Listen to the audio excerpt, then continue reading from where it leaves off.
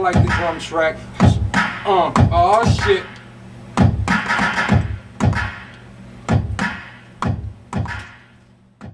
This is Lady T coming to you on Brodyville, and my question of the day is, what is real hip-hop? We are in the process of redefining and resurrecting hip-hop. I have today with me Exodus and Enigma. I'm going to ask him a couple of questions about your feelings on hip-hop, where you come from, where you're going with it. Let's start with your definition. What is hip-hop to you?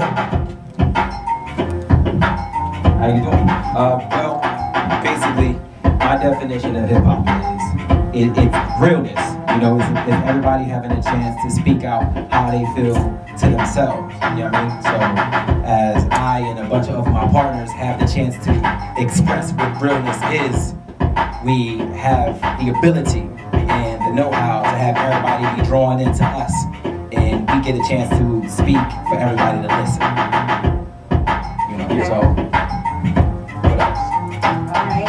Well, I know you've been in the game for a while, right? In fact, this is one of the beats you produce, so you don't just do lyrically, you're a producer also. What other aspects of hip-hop would you say today, in today's culture, in today's community, what's missing from hip-hop now?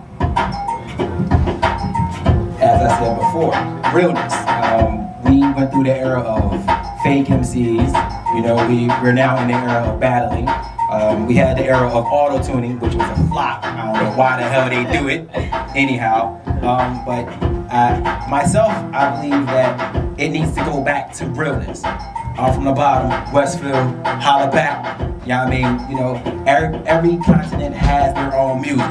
You know, Northfield got their MCs, West got their MCs, Jersey got them MCs. Not all of them are hot, you know. New York got their MCs, not all of them hot either. But, you know, Philly seems to be overstepped when it comes to what music is.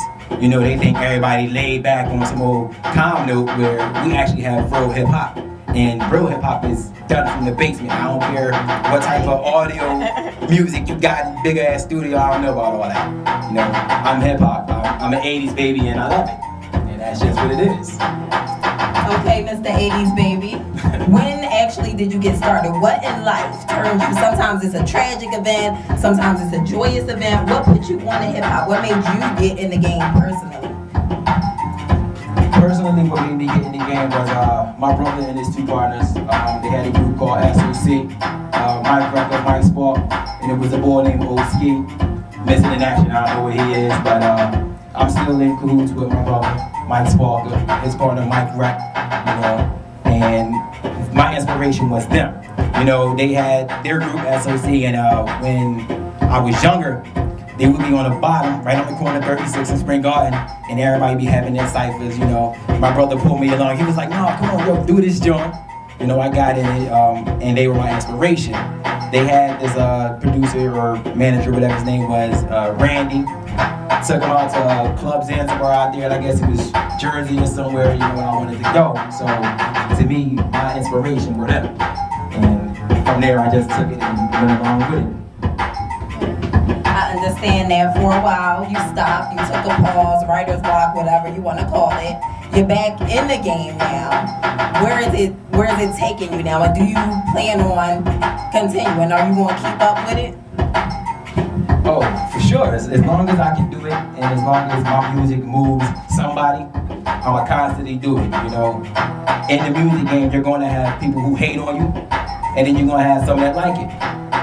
Either way, I'm trying to get paid out of it, and I'm trying to get a name, you know. So if you don't like it, you don't like it. I'm not telling you to, but what I want to do is I want to take it back to the real hip-hop, you know.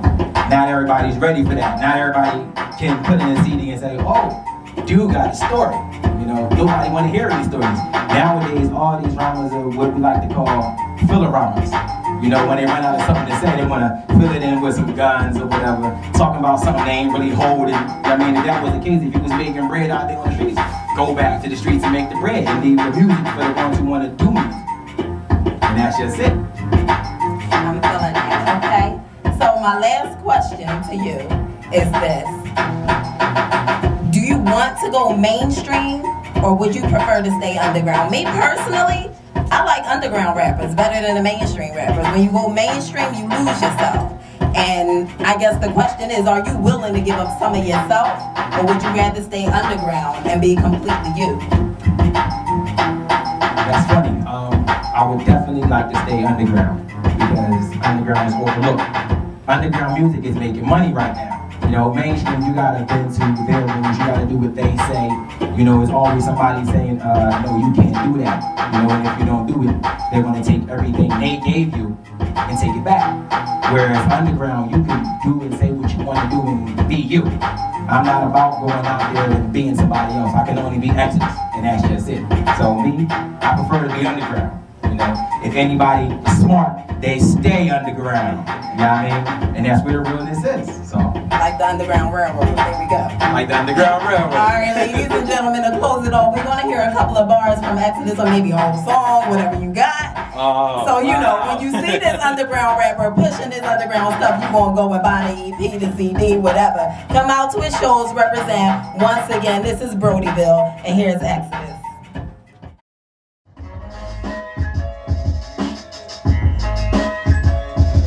Yeah, Exodus, Brodyville, Mike Sparker, Mike Rec, Basic, Crypnotic. I'ma give y'all a taste real quick.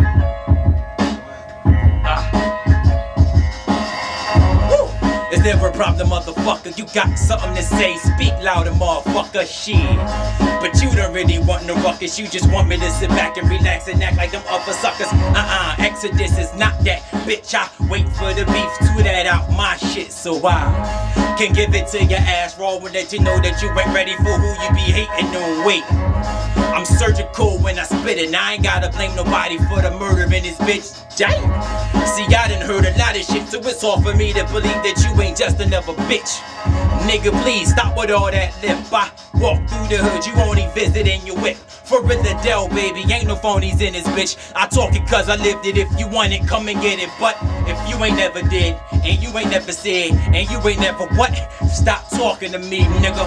If you ain't never did, and you ain't never said, and you ain't never stopped talking to me, man. That's all you niggas gonna get for free. Brodyville, Exodus, look at me, come get it. Yo, where the weed at? I'm out here.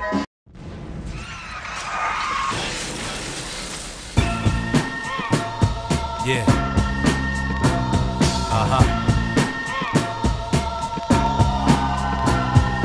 No, I'm not Nick, but I spit with a cannon, leaving you danning. Cup niggas screaming out, damn him. Your time's up, E-mans, and throw your hands in. You dial ass and spin off like knots landing.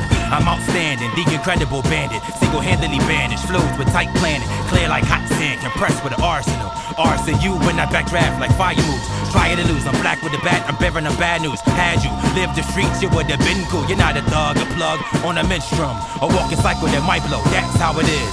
This is for the cops, young bucks and old heads, and the ones on the mic not spitting.